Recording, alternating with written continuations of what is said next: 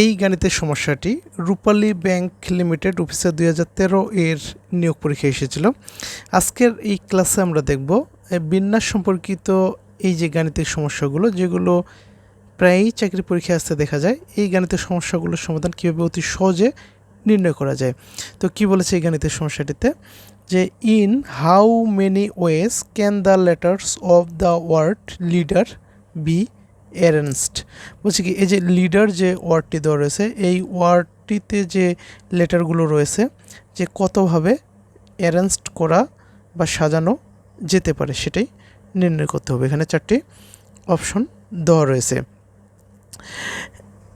এই ধরনের গাণিতিক সমস্যার সমাধান করার ক্ষেত্রে প্রথম যে কাজটি করতে হবে, যে ওয়ার্ডটি দেওয়া থাকবে, এখানে দেওয়া রয়েছে কি লিডার, এই লিডার শব্দটিতে কয়টি লেটার রয়েছে সেটি আগে জানতে হবে।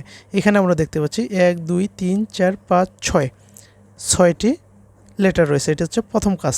দ্বিতীয় কাজটি হচ্ছে যে কোনো লেটার রিপিট রয়েছে কি না সেটা দেখতে হবে। তো এখানে আমরা দেখতে পাচ্ছি এল একটি, ই রয়েছে দুটি, তাহলে এখানে কি ই হচ্ছে দুইটি রিপিটেড রয়েছে, তাই না? এটা রিপিটেড লেটার রিপিটেড লেটার হচ্ছে কি, রিপিটেড লেটার হচ্ছে ই রয়েছে দুটি। যদি রিপিটেড অর্থাৎ লেটার যদি রিপিট থাকে, তাহলে এই ধরনের ওয়ার্ডের ক্ষেত্রে আমরা যে সূত্রটি ব্যবহার করব একটু বলে রাখি, যে পারমুটেশন এবং কম্বিনেশন রিলেটেড কতগুলো ক্লাস বিবি ম্যাথ একাডেমির ফেসবুক পেজ এবং বিবি ম্যাথ একাডেমি ইউটিউব চ্যানেলে আপলোড করা হয়েছে। সেই ক্লাসগুলো দেখে আসবেন, আশা করি উপকৃত হবেন। আর ওই ক্লাসগুলোর মধ্যে দ্বিতীয় ক্লাসে আমরা দেখেছিলাম যে n সংখ্যক জিনিস হতে যদি প্রত্যেকবার n সংখ্যক জিনিস নিয়ে বিন্যাস সংখ্যা নির্ণয় করতে হয়, তাহলে যে সূত্রটি সেটা হচ্ছে n ফ্যাক্টোরিয়াল।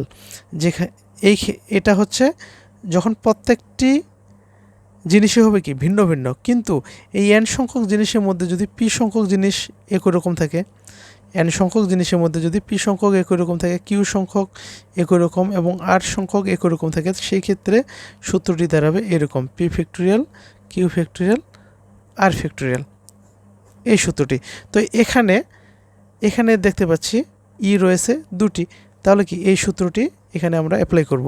তো এখানে 6টি লেটার রয়েছে, 6টি লেটার থেকে প্রত্যেকবারই 6টি লেটারই নিব, তাহলে যে বিন্যাস সংখ্যা সেটি দাঁড়াবে কি 6 ফ্যাক্টোরিয়াল, কিন্তু এখানে দুটি ই রিপিট রয়েছে, তাহলে কি 2 ফ্যাক্টোরিয়াল কী হবে, ভাগ হবে।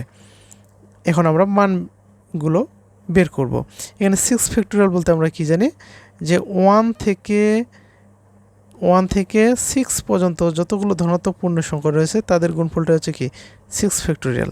আর 2 ফ্যাক্টোরিয়াল হলো 1 থেকে 2 পর্যন্ত যতগুলো ধনাত্মক পূর্ণ সংখ্যা রয়েছে তাদের গুণফল। তাহলে 1 1 কেটে যায়, 2 2 কেটে যায়। এখানে 5 6 30, 30 4 হচ্ছে কত 120, 120 আর 3 হচ্ছে কত 360। তাহলে এই যে লিডার ওয়ার্ডটিতে যে লেটারগুলো রয়েছে, এই লেটারগুলোকে আমরা 360 উপায়ে সাজাতে পারবো। অ্যান্সার হচ্ছে কত 360। এখন পূর্বে এই গাণিতিক সমস্যাটির সমাধান আমরা দেখেছিলাম, সেটা হচ্ছে কি ব্যাংকস। এই ওয়ার্ডটিতে যে লেটারগুলো রয়েছে, এই লেটারগুলোকে কতভাবে সাজানো যেতে পারে। এখানে রয়েছে লিডার, এই লিডারের জায়গা হবে কি ব্যাংকস। এখানে দেখেন ব্যাংকস শব্দটিতে রয়েছে কয়টি লেটার, 1 2 3 4 5, 5টি। এখানে কোনো লেটারই কিন্তু রিপিট নেই, হ্যাঁ, কোনো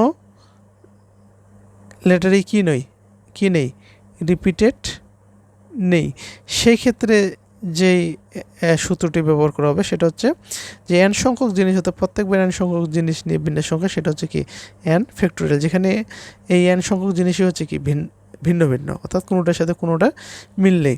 তো সেই ক্ষেত্রে এই যে ব্যাংকস যে লেটারগুলো রয়েছে এই শব্দটিতে, তাহলে এই ব্যাংকসের লেটারগুলোকে নিয়ে কতভাবে অ্যারেঞ্জড করা যেতে পারবে, ঠিক আছে? সেটা হবে কি, এই যে 5টি লেটার থেকে প্রত্যেকবারে 5টি লেটার নিয়ে বিন্যাস সংখ্যা, সেটা হচ্ছে 5 ফ্যাক্টোরিয়াল। এখানে কিন্তু কোনো কিছু ভাগ হচ্ছে না, যেহেতু রিপিটেড নেই।